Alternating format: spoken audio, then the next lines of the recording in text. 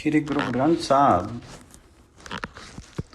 कबीर लागी प्रीति सो जान सो, बरजे लघु अजानो, तासो टुट्टी क्यों बने जाके जिए प्राण। कबीर जी कहते हैं कि सज्जन अर्थात साधु जन से प्रीति लगी है। अज्ञानी लोग टोकते रोकते हैं।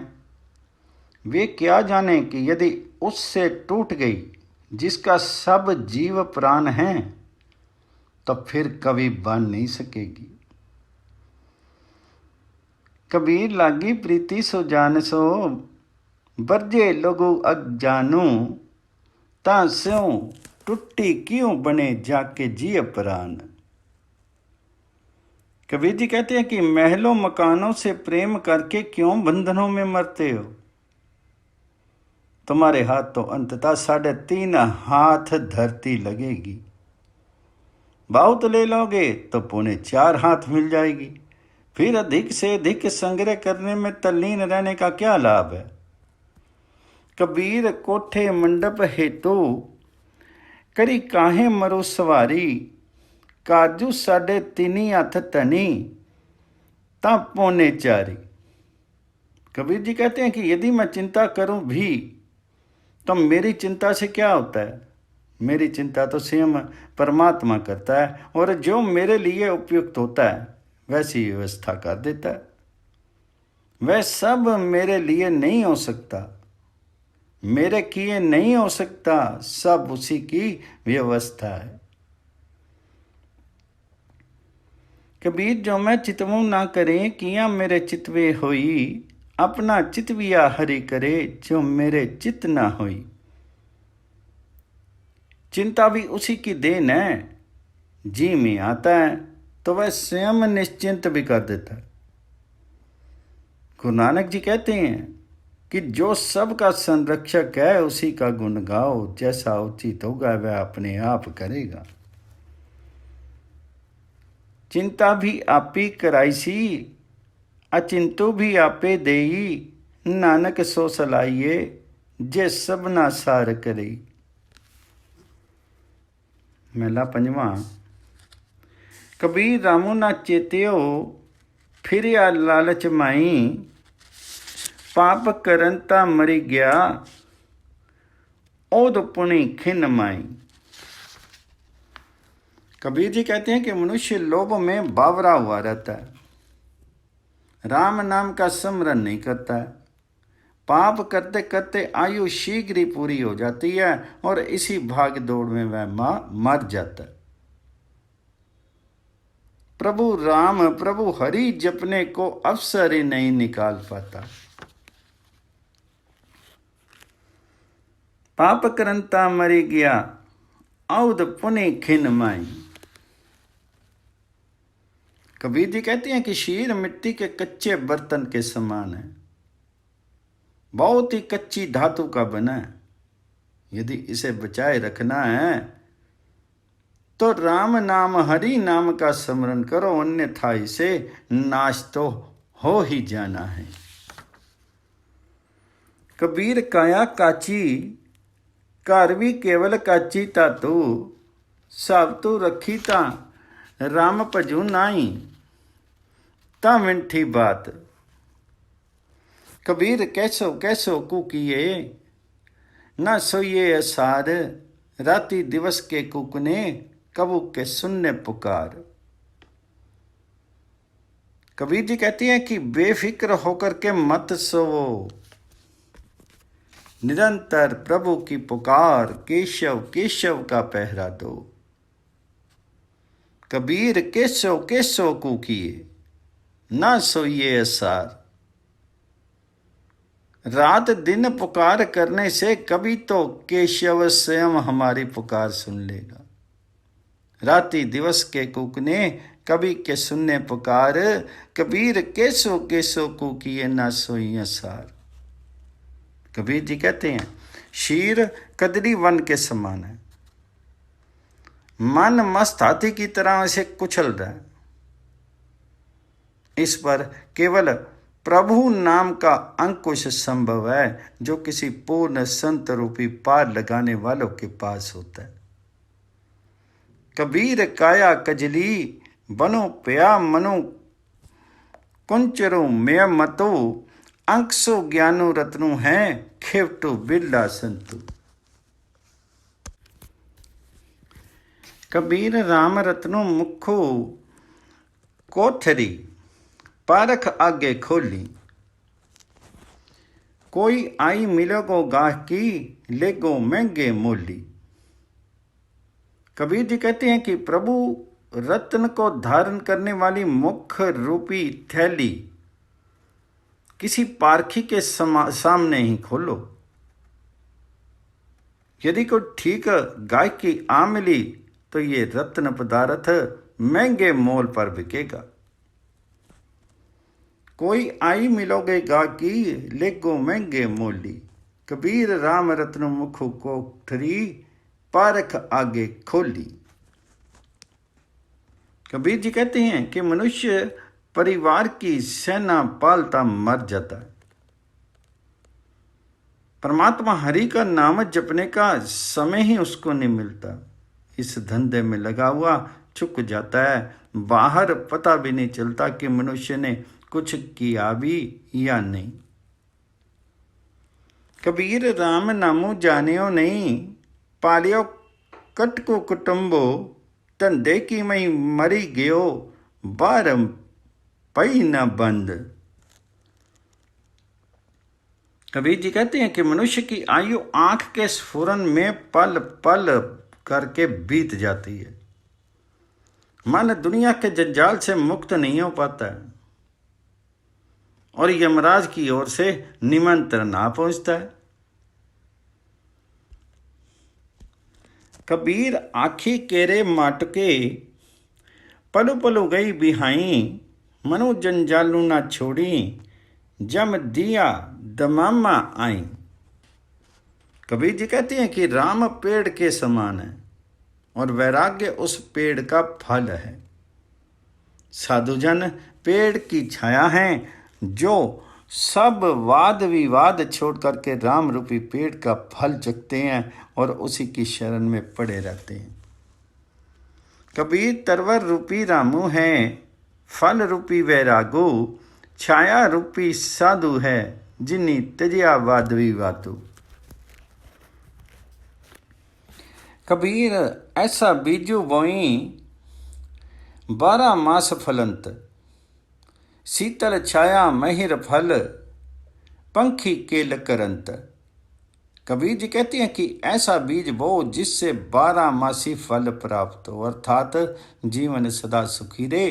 बीजे पेड़ की छाया शीतल हो, गहन फल हो और नित्य उस पर पक्षी कल्लोल करते रहें, अर्थात जिंदगी सब दिशाओं में सुंदर हो सके। कबीर ऐसा बिजू बोई 12 मास फलंत, शीतल छाया गहीर फल पंखी केल करंत। कबीर जी कहते हैं कि सतगुरु दाता रूपी पेड़ को दया का फल लगता है जो जीवों पर उपकार के नाते दिया जाता है। हे सतगुरु जी, तुम सदा इसी फल से फले रहो। तुम्हारे सेवक तुमसे फल पा पा करके दूर दूर तक इस फल को बांटते चल जा देते हैं, अर्थात एक संत रूपी दीपक से नित्य अनेक दीपक जल उठते हैं। कबीर दाता तरवरु दया फलो उपकारी जीवंत, पंखी चले तिसावरी बिरखा सुवल फलंत। कबीर जी कहते हैं कि भाग्य में बदा हो तभी साधु संगति प्राप्त होती है। साध संगति में मुक्ति रूपी अमूल्य पदार्थ प्राप्त होता है और कठिन राह पर कोई रुकावट नहीं आती है। कबीर साधु संगी प्राप्ति लिखिया होई, ललाट मुक्ति पदार्थ पाइए ठाकना अवगढ़ काट। कबीर जी कहते हैं कि भक्तजनों की संगति में सदा लाभ ही लाभ है। अंतराल चाहे एक घड़ी का हो, आधी या आधी से भी आधी घड़ी का समय हो, प्रभु राम चर्चा प्रभु हरि चर्चा सदा लाभप्रद है। कबीर एक घड़ी आदि होते आध भक्तन सेति गोष्टे जो कीने सो लाभ। कबीर भांग माछली सुरा पानी जो प्राणी खाई, तीर्थ व्रत नेम किए ते सभ्य रसा तल जाएं। कबीर जी स्पष्ट शब्दों में मांस मदिरा का विरोध करते हुए कहते हैं कि जो लोग मांस खाते हैं, भांग मदिरा आदि पीते हैं, वे चाहे कितने भी तीर्थ व्रत करें, नियमित जीवन जिए, निश्चय ही उन्हें रसातल में जाना है, वे नरक में जाते हैं। कबीर भांग माछली सुरा पानी जो प्राणी खाई, तीर्थ व्रत नेम किए ते सबे रसातल जाएं। प्रीतम को अपने हृदय में छिपा करके नयन नीचे विनम्रता पूर्वक करके रहो। अपने प्रभु प्रिय से सब प्रकार का रस भोग करो, किंतु किसी पर प्रकट मत होने दो। नीचे लोइन करी रहूत ले, साजन कटमाई, सब रस खेलो पियो तऊ, किसी लखाऊं नाई। पुनः कबीर जी कहते हैं कि आठों पहर 64 घड़ी मेरे प्राण तो तुम्हें देखते रहते हैं। मैं नेत्र नीचे करूं क्यों करूं, मेरे नेत्र तो सर्वत्र अपना प्रीतम ही देखते हैं, अर्थात मेरी आंखें प्रभु हरि को सर्वव्यापक देखती हैं, इसलिए मुझे क्या छिपाना है। 8 जाम 64 कड़ी तो निरखत रहे जियो, नीचे लोइन क्यों करूं सब कट देखूं पियो। ऐसा कि मेरे प्राण प्रीतम में बसते हैं और प्रीतम प्राणों में बसता है। अब तो ये दशा हो गई है कि मुझे ये नहीं पता चलता कि मेरे अंतर में प्राण बसे हैं या प्रीतम बसे हैं, अर्थात प्रेमी प्रेमिक से अभेद हो जाता है। सुनो सखी पी मैं ही जियो, बसे जियो मैं वसे की पियो, जियो पियो पुज्यो नहीं, कट मैं जियो की पियो। कबीर बामनो गुरु है, जगत का भगतन का गुरु नाई, उर्जी के पची मुआ, चारु वेदु माई। कबीर जी कहते हैं कि ब्राह्मण जगत का गुरु हो सकता है, किंतु भक्तों का गुरु बनने का गुण उसमें नहीं है। वह तो चारों वेदों के ज्ञान अभिमान में उलझ करके मर रहा है, भक्तों को क्या दे सकता है। कबीर बामनो गुरु है, जगत का भगतन का गुर नाई, उर्जी के पची मुआ, चारू वेदु माई। परमात्मा चीनी का रूप है, जो संसार की रेत में सर्वत्र बिखरा पड़ा है। हाथी होकर के अहंकार पूर्वक कोई रेत में बिखरी इस चीनी को एकत्र नहीं कर सकता। केवल सच्चा गुरु ही ये ज्ञान बता सकता है, जिससे मनुष्य चींटी बन करके विनम्रता पूर्वक उस चीनी का स्वाद लेता है।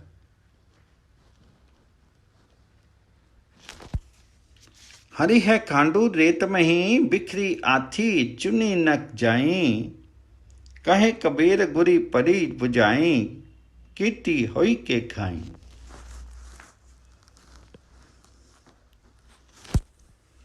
कबीर जी कहते हैं कि यदि तुम्हें प्रभु प्रेम की इच्छा है तो शीश काट करके अहम त्याग गेंद बना लो और उस गेंद से खेलते खेलते बेहाल हो जाओ, फिर जो होना होगा होने दो, प्रभु पर छोड़ दो।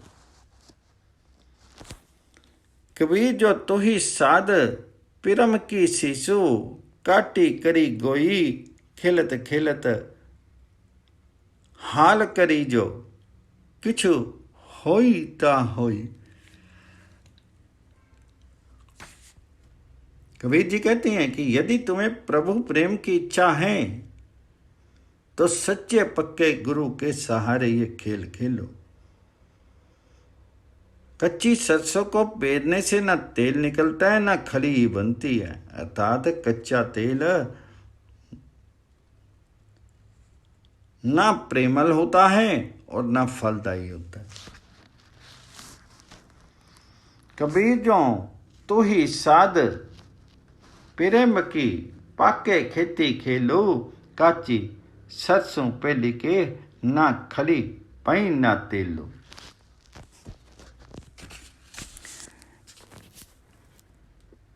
अज्ञानी जन अंधों की तरह टटोलते हैं, किंतु सच्चे संत को नहीं पहचानते। नामदेव जी कहते हैं कि ऐसे में भक्त के बिना भगवान जी को क्यों कर पाया जा सकता। ढूंढत डोली अंध गति, अरु चीनत नहीं संत, कहीं नामा क्यों पाइए, बिनु भगतों भगवंत।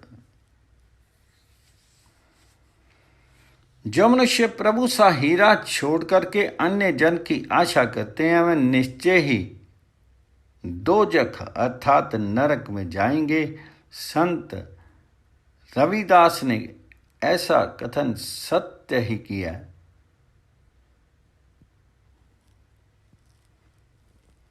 हरिसो हीरा छाड़ी के, करी आन की आस, ते नर दोजख जाहिगे, सती पाखे रविदास।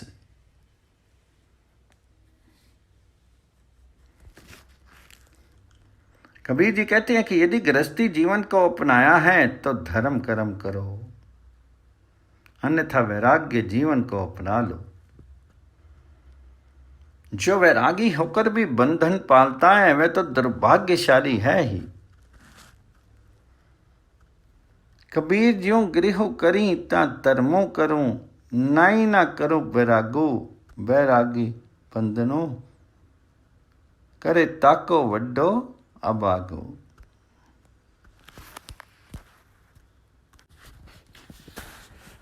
श्लोक शेख फरीद के।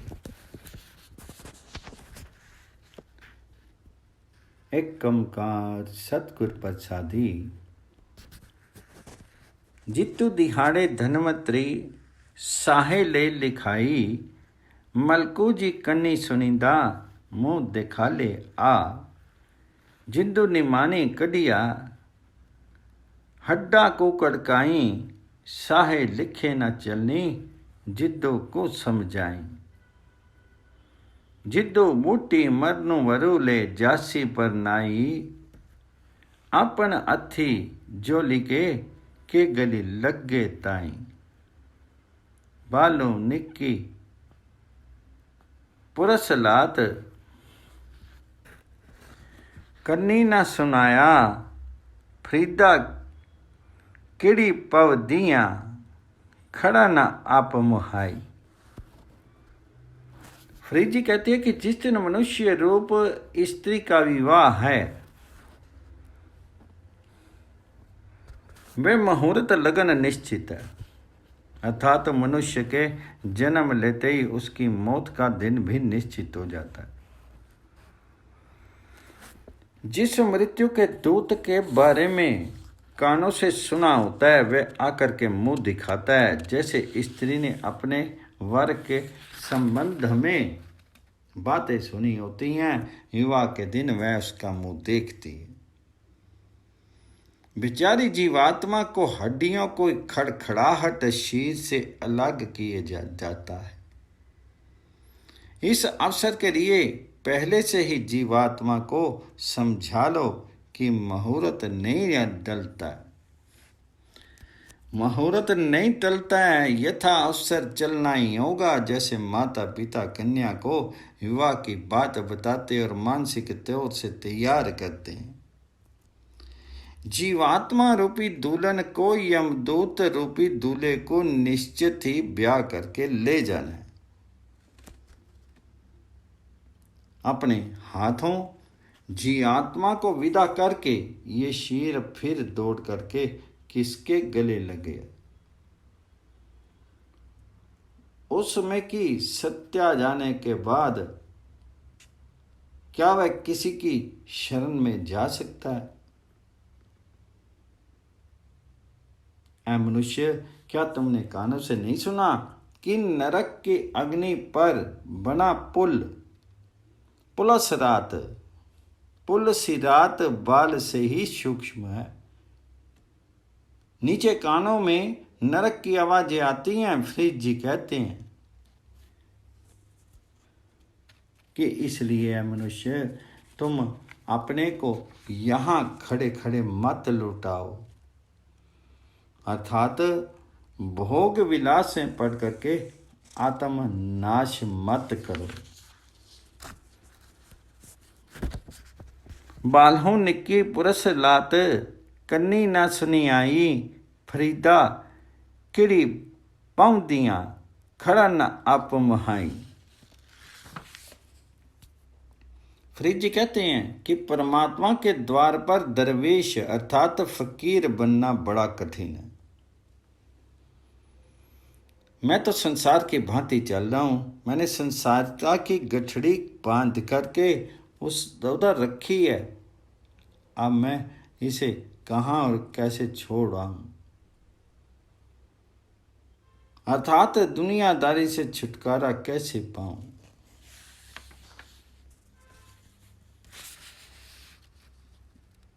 फरीदा दर दरवेसी गाखड़ी, चलना दुनिया मती, बन्ही उठाई पोटली कित्थे वन्ना करती। यह संसार तो किसी अग्नि की तरह कुछ सुझाई बुझाई नहीं पड़ता। मेरे स्वामी परमात्मा ने अच्छा ही किया जो मेरे में वैराग्य पैदा कर दिया, अन्यथा मैं भी भूल से इस आग में जल जाता। किजू न बुझे किजू न सुझे, दुनिया गुच्छी माई, साईं मेरे चंगा कीता नाई ता हमी डंजा आई। फ्रीद जी कहते हैं, यदि मुझे पता हो कि श्वास रूपी तिल कम है तो मैं सावधानी से मिट्टी भरूं, अर्थात सावधानी पूर्वक जीवन बताऊं। यदि मुझे पता हो कि मेरा पति परमेश्वर अप्रौढ़ अर्थात बेपरवाह है, तो मैं उसके सम्मुख अपनी जवानी का मान नहीं करूं, अर्थात बेपरवाह परमात्मा के सामने अभिमान नहीं, समर्पण अपेक्षित है। फरीदा जे जाना तिल थोड़े, संभली बुक्कू भरी, जे जाना सौ नंदड़ा ता थोड़ा मानो करी।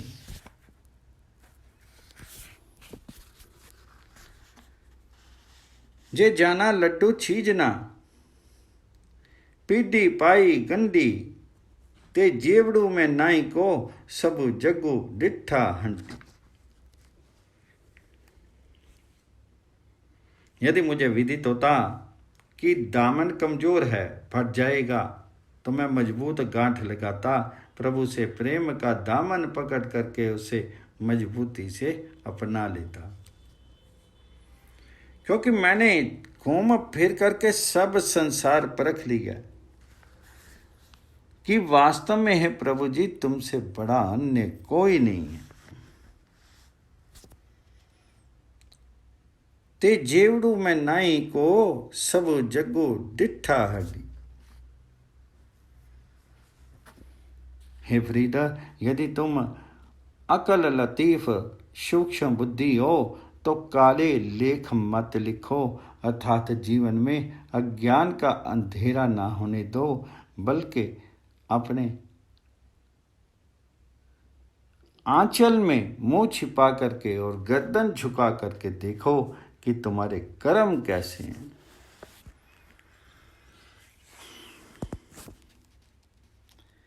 फीदा जे तो अकली लतीफो काले लिखूं ना लेखू आपने गिरिबान मई सिर नीवा करी देखो।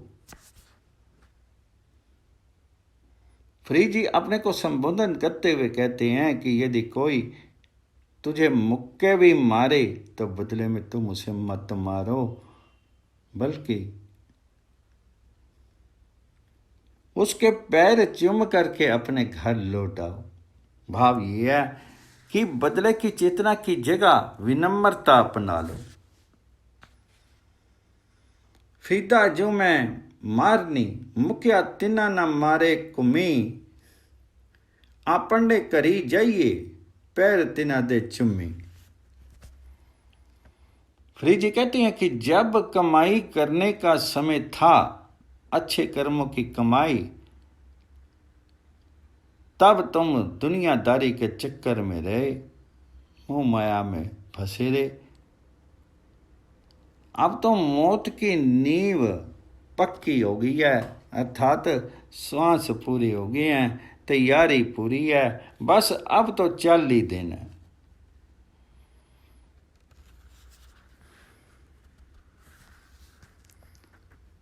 फरीदा जा तो खट्टन बेल तातू रत्ता दुनी सी मरग सवाई नीही जा परिया ता लदियां। ऐ फरीद देखो तुम्हारे साथ क्या बीती है। दाढ़ी सफ़ेद हो गई है, आगे मृत्यु समीप आ रही है, जीवन का आरंभ कुछ कर सकने के अवसर दूर रह गए हैं, अर्थात मृत्यु निकट है। अब भी कोई पुण्य कर्म कर लो। देखो फरीदा जो थिया दाढ़ी होई बूर अगू नेड़ा आया पिछा रिया दूरी। ऐ फरीद देखो तुम्हारे साथ क्या बीती है। तुम्हारे लिए शक्कर भी विष समान होगी, अर्थात भोग विलास की मिठाई अब विष के समान कटु और मारक होगी। या बुढ़ापा आ गया। बुढ़ापे का ये दुख मैं अपने स्वामी प्रभु के बिना किसे कहूं।